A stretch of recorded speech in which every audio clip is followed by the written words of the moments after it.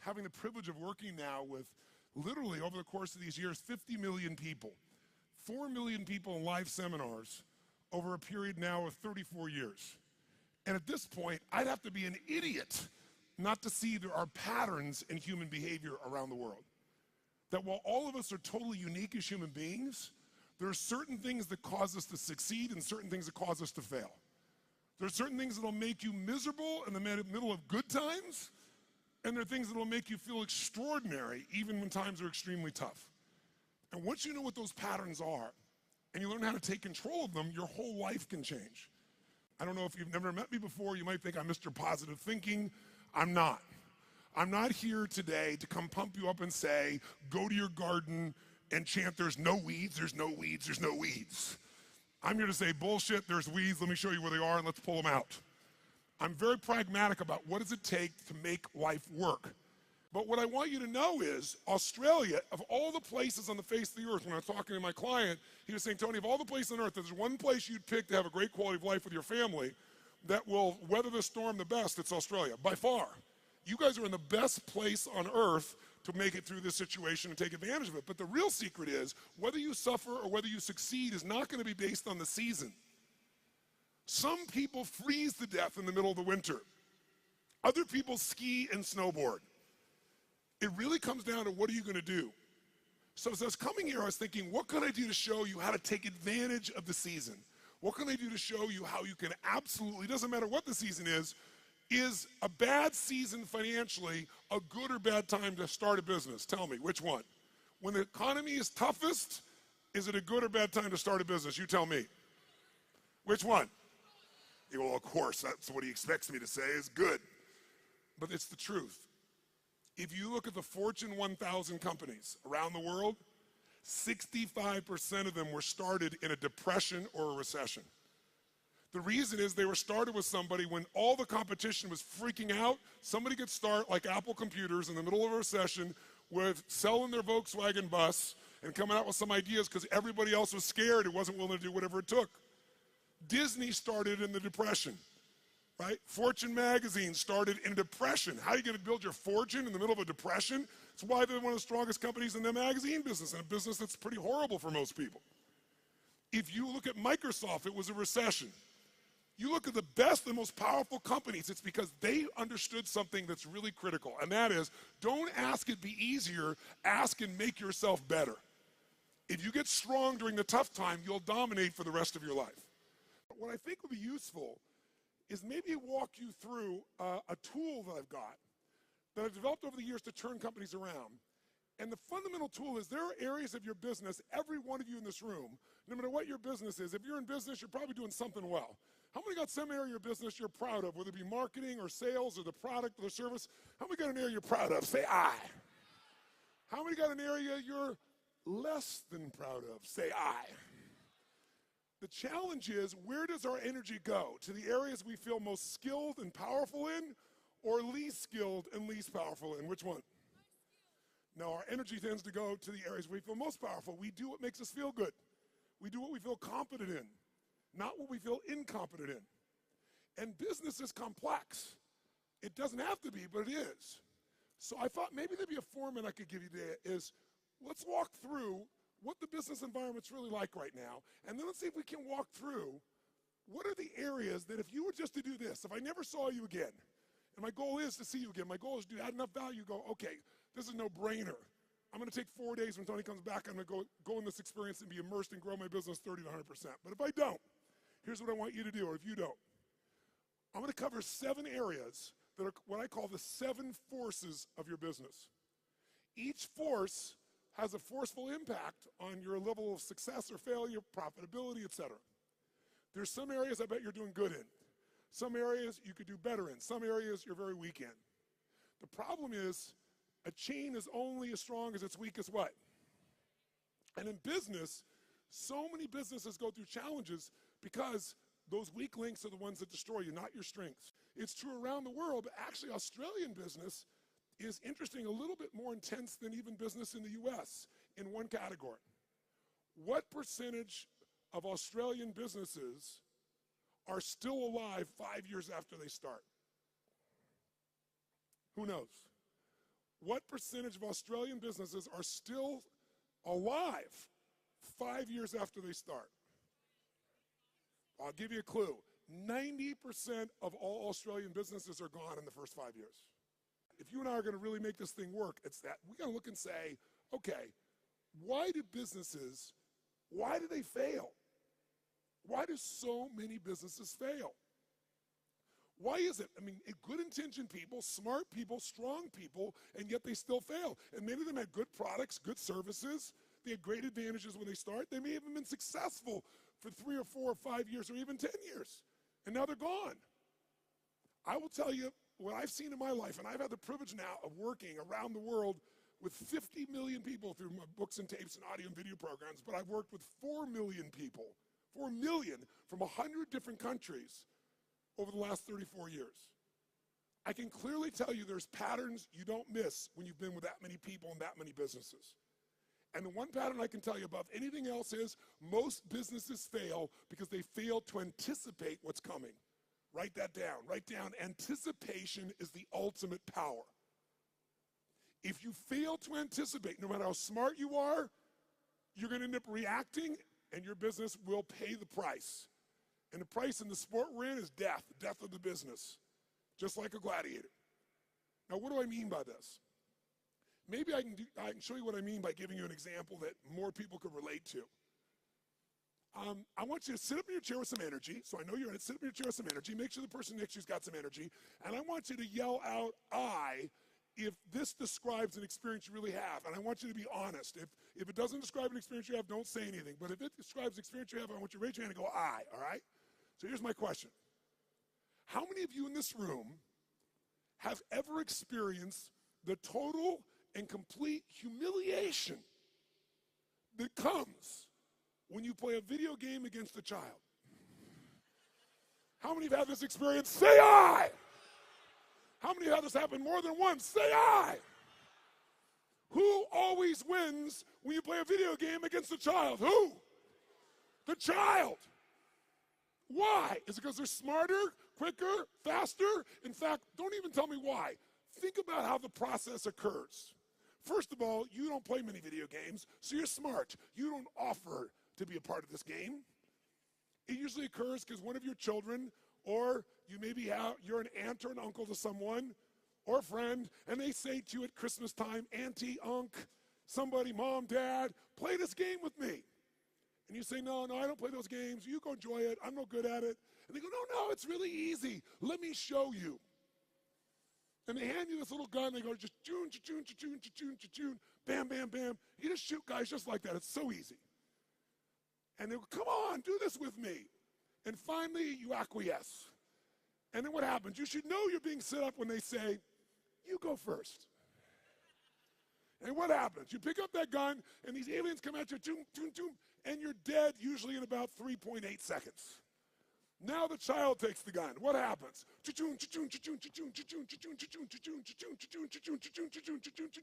And about 45 minutes later, you get your second turn.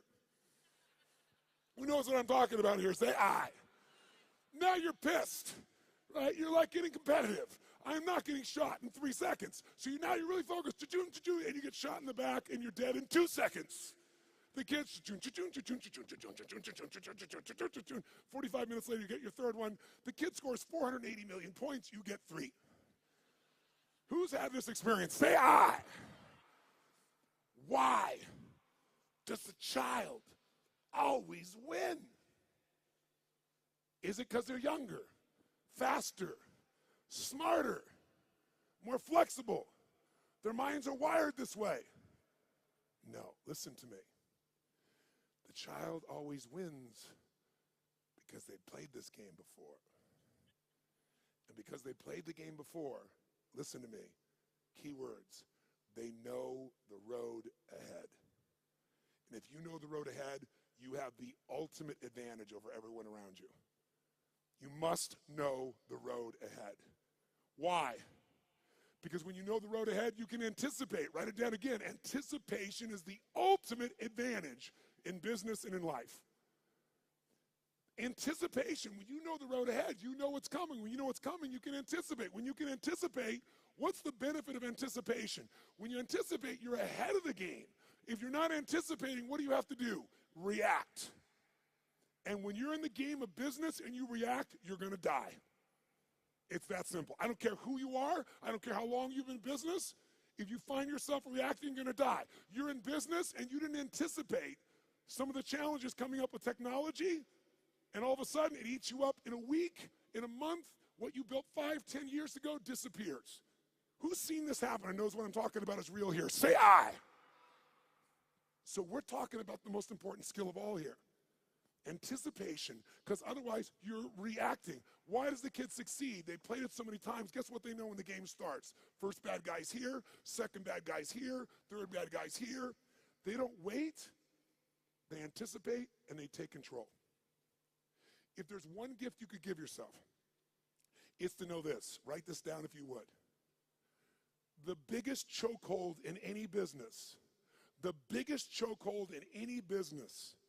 is always the owner/leader.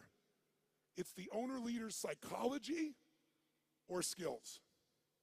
The biggest chokehold in any business is the owner-leader's psychology or skills. Your mindset, what eats you up is you don't know what's coming. You don't have the skill to handle what's coming because you don't know it. Or you're so beat up psychologically, emotionally, by what you've been through, you can't find the answer. So as a result, you end up with a story that limits you. You end up in a state that limits you. What's stopping the business, another way of saying this is the story, the state, and the strategy of the owner or the leader. If you change that owner or leader's state, story, and strategy, you change everything. If you don't, they're not going to succeed. So Bill Gates is a gutsy bastard. Bill Gates has a lot, the guy took big risks. He was at Harvard, had a great education set up, wasn't doing so good, but he read a magazine article about the first personal computer called the Altair. And as he read it, he said, you know what? I think this is the future. He anticipated the changes that would come in the future. But he had guts and he took a risk. That's why he's who he is. He called the guy up and he said, listen, I see you got this new computer. You guys need software for that. He said, I've written software for it that'll make it run perfectly. Was that true? Yes or no? It's total bullshit. He made it up. He was just being gutsy and saying, if I tell the guy I've got software and he says, come see me, I'm going to figure out how to do it. Pretty ballsy. Sure enough, the guy said, bring it to me in 3 weeks. So he had 3 weeks to come up with software between he and his partner. And he worked around the clock. And literally, when he went to Altair in New Mexico to show this software, he didn't have a computer to test it on. He didn't know if it was going to work for sure. Thank God for his future, it worked. It was a gutsy, risky thing. He invested all his time and energy. He blew off his school. He did everything. And thank God for him, it worked. But that didn't make him wealthy. You know what made him wealthy? Something called MS-DOS. MS-DOS was software that he did not write. He bought MS-DOS that made him $3.5 billion for $50,000. Bill Gates bought it for $50,000 from somebody else. He saw IBM and he was studying his competition. And he said, they think they're in the computer business, and I think the computer business is going to become a commodity at some point in the future. I want to control the intelligence that controls those computers. So what I'm going to do is I'll offer the software and I'll just go buy it from this kid over here. Now, $50,000 is a huge sum of money. Most business people don't have guts, they don't take risks, and they don't invest. He said, I got to do this. Rolled the dice, got it locked up, went to IBM and convinced them. Now, IBM wanted it. What did IBM want to do? They wanted to buy it from him. He said, no, I'll rent it to you. They said, no, no, no. He said, look, you're not in the software business anyway. You're in the computer business. You don't want software. Software changes. You don't know that area. Let me do this for you. The biggest strategic, remember I said your life is controlled by your what? Decisions. That decision made him wealthy. That decision for IBM made them a has-been in a short number of years. You have to anticipate the shifts. Am I making sense with you here? Yes or no? So What's the solution? The solution, listen to me, is constant and never-ending improvement on the areas that control the success or failure of your business. Constant, never-ending improvement. It doesn't have to be huge, but it has to be constant. Incremental improvements in the areas that matter on a regular basis, and you will dominate as long as you also anticipate. So let me give you 7 real fast, because I'm on tight on time. Let me give you the first of the 7. Let me show you how it works. I'm going to start with the end in mind. If you're going to be successful in business, the end outcome, what makes somebody successful in business, is not that they make a sale. If all you do is make a sale, you made a little money. To have a business, it has to be sustained. To be sustained, you have to build clients, or at a minimum, what I would call raving fan clients, raving fan customers. Now, why is the target of all business a raving fan customer? Well, first of all, what makes a human being wealthy in financial terms? What will make you wealthy is only one way to get wealthy and stay wealthy. Add more value to other people's lives than anyone else can possibly do. If you add more value than anybody else, you will have people be a raving fan of your product, service, or company. And raving fans are the best marketing in the world, because today, nobody pays attention to advertising unless it's shocking. And even then, it doesn't necessarily sell the product. What sells products today is people telling people this is the best shit you can get. How many agree with me on this right now? Say aye. And you can't buy that word of mouth. You can only deliver it by delivering such an incredibly valuable experience or product or service that people tell everybody about it. The first key to getting to that target, if we're gonna grab hold of our energy and we're gonna race towards this target, is you have to do step number 1. Step 1 in a business is you got to know where you really are. You got to know where you really are, and you got to build what I call a business map. Now, what do I mean by a business map? Well, think of it this way. How many of you in this room have a 5-year business plan right now for your company? 5-year business plan, raise your hand. Now, a group of 9,000 people, I'm seeing maybe a dozen hands.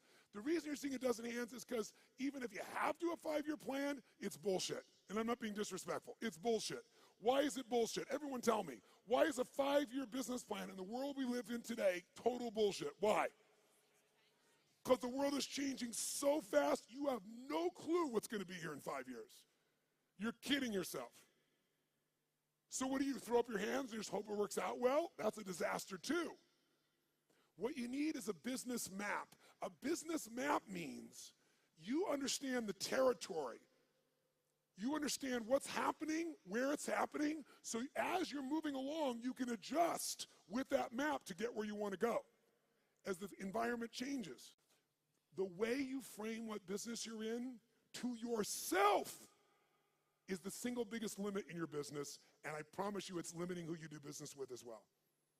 You know, if you ask Peter Drucker, one of the greatest business geniuses of all time, he used to say, there's really only one question, maybe 2 in business. His question is, what business are you in, and how's business?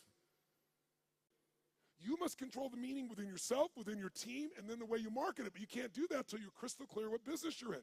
And every 7 weeks, you should be digging in deeper to what business you're in, or you'll ask a third question. What business do you need to be in? Because let me tell you something. You didn't experience in 2008 in Australia what the rest of the world did, but you're going to experience some of what the rest of the world has experienced coming soon.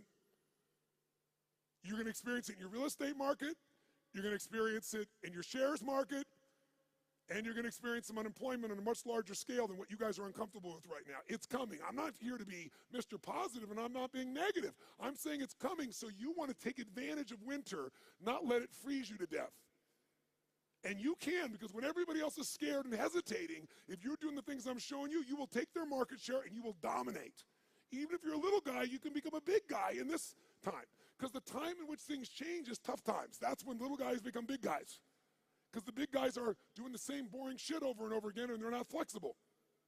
But I got to tell you something. In order to succeed in your business, you got to fall in love with your clients and not with your products and services. But here's the other question. What stage of the life cycle of a business are you in? Listen to me. This understanding is the most important understanding of all, and I can't give it to you all here. I take a day on this. When I say I give people $1 million guarantee, the reason I'm giving that $1 million guarantee and no one ever takes me up on it, I mean, I think 2 times in 3 years someone's taken me up on it. And when they did, I've been glad because I didn't want a stupid person in my seminar. I was like, if you can't see this is going to save you $1 million or make you $1 million, you shouldn't be in here, right? I'm happy to refund your money. Is this material. And this material is understanding the life stage of a business. See, businesses have life cycles just like humans do. So watch this for a second. Which can get into more trouble, an infant or a toddler? Quick, nice and loud. Which one? Nice and loud. Which one? Why? Because the toddler's more mobile. They can go, what does this rock taste like? Right?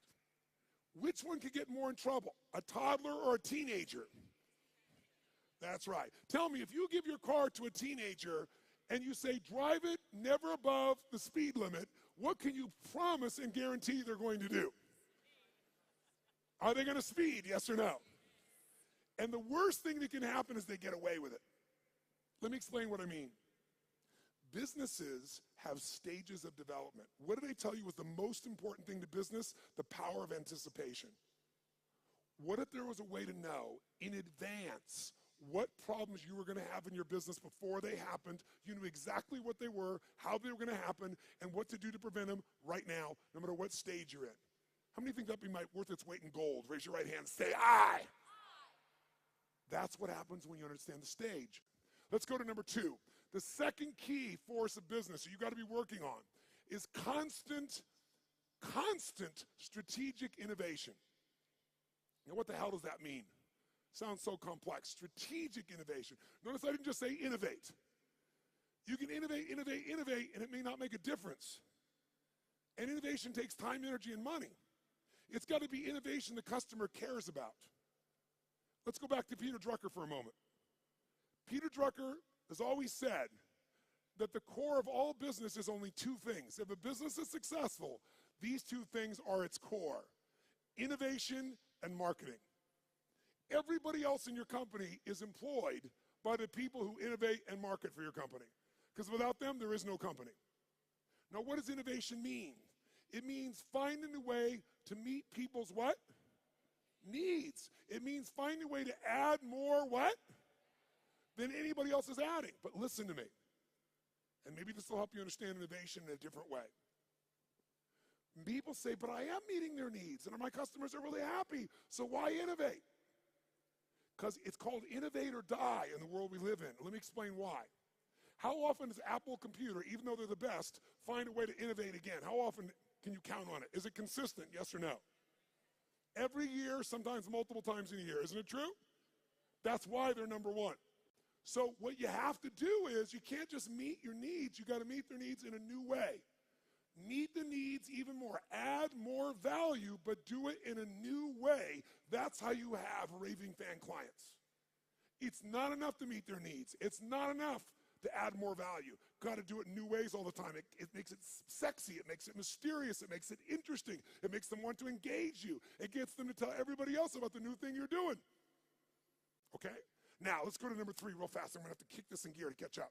So number 3 is, if you, what was it that we said, Drucker said? All business is 2 things, innovation and what? Come on, guys, innovation and marketing. Answer this question for me. Does the best product or service always win? Yes or no? Nice and loud, yes or no? Which company always wins? McDonald's? Where does that shit come from? No, the best marketed product or service. For better or worse, and let's use McDonald's, okay, ma'am? That's a good example. Tell me something. Perfect example. Does McDonald's make the best tasting hamburger in the world? Notice we got a universal 9,000 person response. No.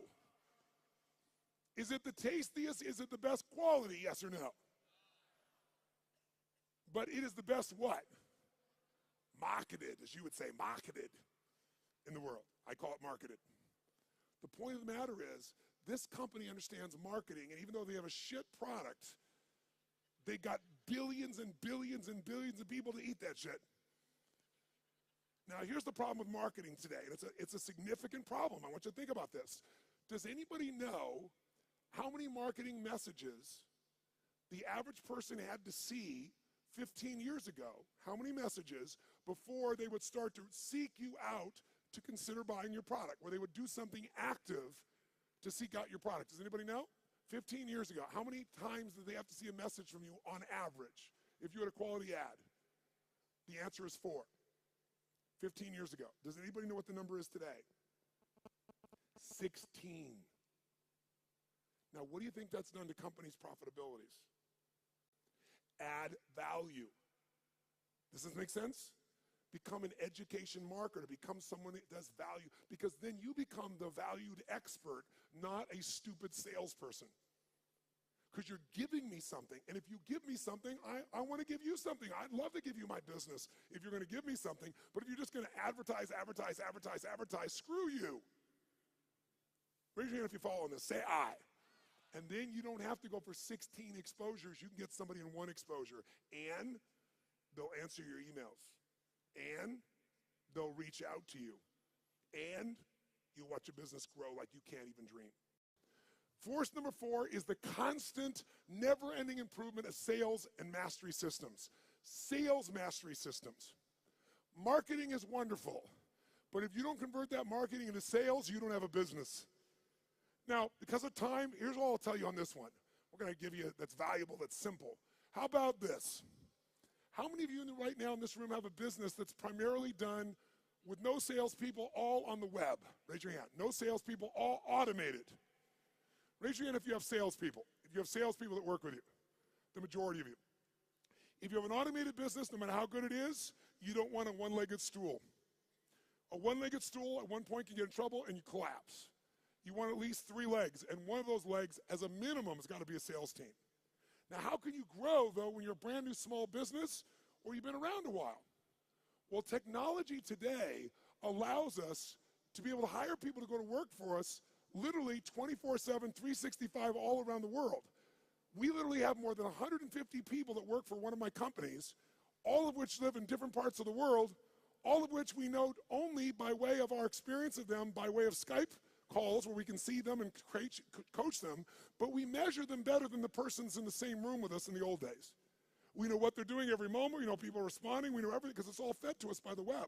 We have virtual companies now. So if you don't have a lot of resources, we can show you how to get 3 or 5 salespeople in your little company, like these couple of guys here that right now are operators. What if you had 3 people that their entire life was about how to make sure they filled your business? Well, you wouldn't have 1 little location, you might have 5. But here's what I can tell all of you, just give you one quick hint in this area in the time that we got. Write down one thing. Great salespeople are not trained, they are found. Great salespeople are not trained, they are found and then trained to be even better. And this is coming from a guy that's trained 2 million salespeople in the world. I did that for 15 years. It's one of my jobs. Here's what I mean by this. Write down this phrase. Nature is the most powerful factor. Nature is the most powerful factor. If I was going to give you something in 2 seconds right now, I'd say it's this. If you're going to get a great person to sell for you, you can train somebody all day long, but their nature has to match the job. The 5th force you got to take control of, you've got to have constant anticipation. Remember that key word, anticipation? So you're not reacting, you're anticipating, you know the road ahead in 2 areas of your business. Legal, and I know you're not a lawyer, at least most of you, but you got to know where your risks are, and financial or accounting. Now, how many of you in this room as business owners hate accounting? If you're with me, brothers and sisters, can I have a hallelujah? However, unfortunately, even though you hate it, how many of you in this room have ever been bitten in the bum, so to speak, because you thought the numbers were one thing or they meant something or your cash was one level and it was another? Some accounting piece that really, really hurt you at the time. Who's had this experience before? Raise your hand nice and high. Say I. I want to tell you something. More companies go down because most of you in this room do not like accounting, and I do not want to sell you on being an accountant. What a boring-ass job. But I do want to sell you on knowing enough of this that you can run that accountant or that CFO. Because you still have to lead, and if you don't, you'll become part of the 99% that fail. I don't care how big, smart you are, I don't care how much your sales are. Learning how to manage your business includes the economics, and we take half a day and make it fun so that you can kick ass with any CFO or accountant, and you can ask them questions they don't know. Let me ask you 2 questions real fast. Question 1, how many of you have a specific day of the month that you always go through your financials and you never, ever miss on your business? Raise your hand. Keep your hand up and look around the room. It's not even 3% of the room that does this. That's why 99% go out of business. Remember I said in the beginning, what is the chokehold in the business? It's the psychology and the skills of the entrepreneur. If you don't develop the skill of knowing how to manage the finances, I don't mean write it down and do the accounting. I mean know how to read that and use that information as intelligence to guide yourself, you're going to be in trouble. In business, nobody gets a special license. You can go out there and know nothing about numbers except what you think you know, and that's why you go out of business. This is a skill. If you don't get it from me, you better go get it now. But I can give it to you in a fun way in half a day of the 4 days, where you'll be able to read financials and find stuff your accountant's not finding. And then what you want to find is the intelligence that allows you to know how to run your business more effectively. I'll give you a little clue. Who here knows the 3 documents you've got to see every single month to run your business? Raise your hand if you know the 3 and can name them. Look around the room. Look at this. We got 9,000 people in this room, and maybe 20% of you even know the documents. You don't review them, you don't even know what they are. Here, I'll give you a little gift, something that took me 20 years to figure out. Little gift. If you got a business that has a 20% margin of net profit, and most of you probably have a margin less than that, some of you maybe more than that. But if you have that, and you just cut 12% of your costs, 12% of your costs on a 20% margin company, you'll grow your profits by 50%, meaning you'll have a 30% margin. If you want to, listen to me, you want to grow your profits 50%, all you have to do is cut 12% of your costs. But you're never going to do that when you don't even look at your own financials. Let's go to the next one. Finally, number 6. Number 6 is, what if I said to you there was treasure in your business, and that treasure is just waiting for you to come by and pick it up? But you got to dig for it. But if you pick it up, it's going to cost you nothing. What if I said to every one of you in this room, no bullshit, no hyperbole, no exaggeration. In the next 6 to 12 months, 18 months at the outside, in a tougher economy even, you could grow your business 30 to 130%, no exaggeration, no hyperbole. And it's not going to cost you any more money to do it. When I say it's not cost you any money, let me be honest. You might find by spending $5,000, you could make $150,000. Or by spending 10, you could make $500,000. So to me, that's not spending money. How many follow what I'm talking about here? Say I. That is this skill. This is my strongest skill. This is why companies call me in to do turnarounds. This is why my companies are where they are through all the economies and all the countries I've been in, all the industries.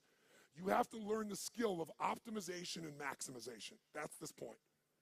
You have to learn to optimize and maximize your business on an ongoing basis. Now, what does that mean? It means figuring out how to do what you're already doing, where you get a geometric result from a bunch of small changes. Small changes that accumulate to create a geometric change. But you gotta master this. Go home and figure this out by itself if you want to, and you can start making progress right away.